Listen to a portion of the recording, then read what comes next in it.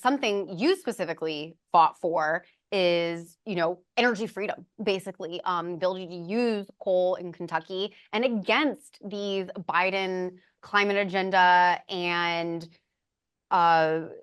regulations against energy use. We just came out with an article saying car experts are warning EVs are not going to be profitable for years.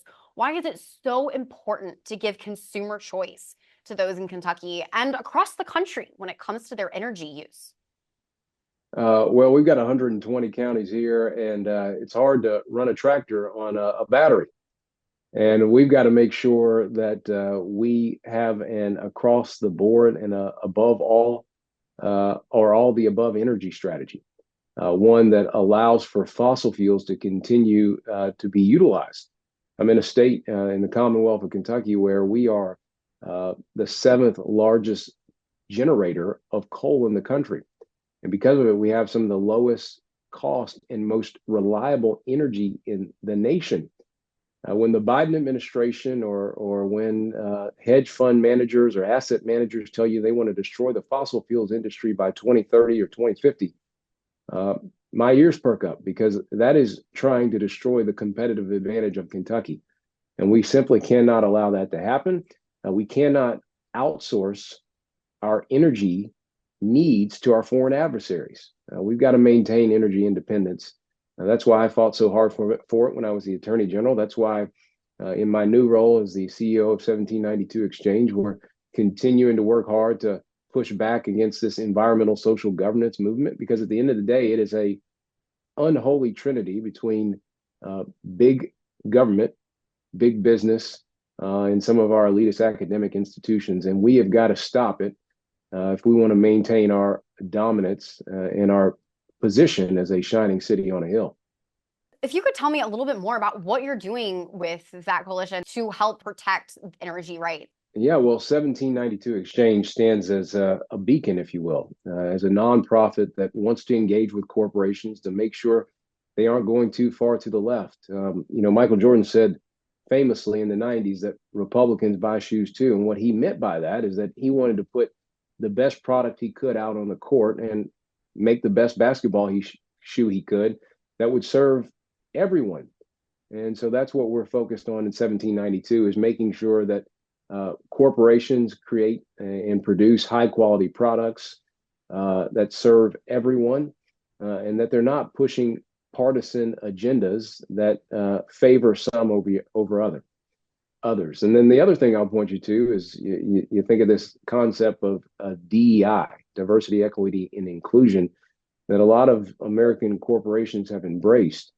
And in my judgment, America doesn't need businesses built on diversity, equity, and inclusion. We need American businesses built on merit, excellence, and intelligence.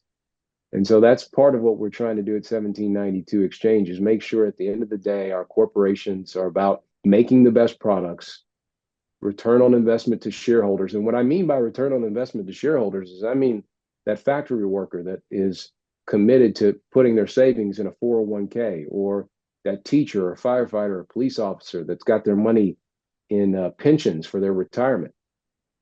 At the end of the day, those investments, those pensions and those 401ks are tied up in a lot of big corporations. So we want our corporations to succeed. And the way that they do that is by not fixating or focusing on ESG and DEI, but rewarding merit, rewarding excellence, rewarding intelligence, and making sure that we promote energy independence, that we create those high quality products that, again, are the driving force behind the American economy.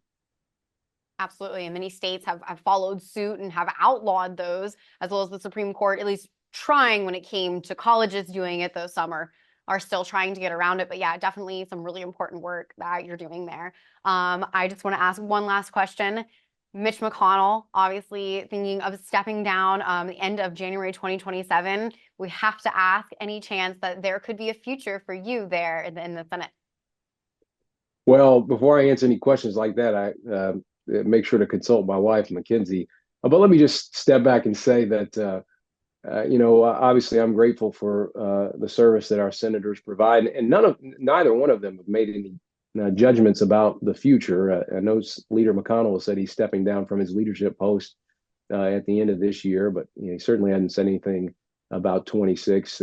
We felt strongly about and felt very passionate about our race for governor here, as I was a Republican nominee in 2023 here for governor, and came up a little bit short. But what I often tell people is that obviously, my wife and I will think on this question and pray about it.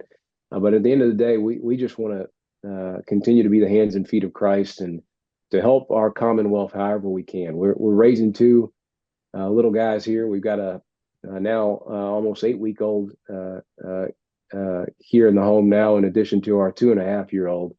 And so we want this Commonwealth to be the best and brightest version of itself.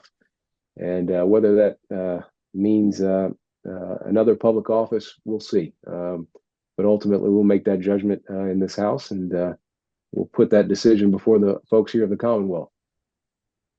Absolutely. Well, that's a great answer, asking your wife first. Again, well, thank you so much for taking the time to be with us today and fitting us in. And we really wish you the best of luck in the future. Thank you. I appreciate you.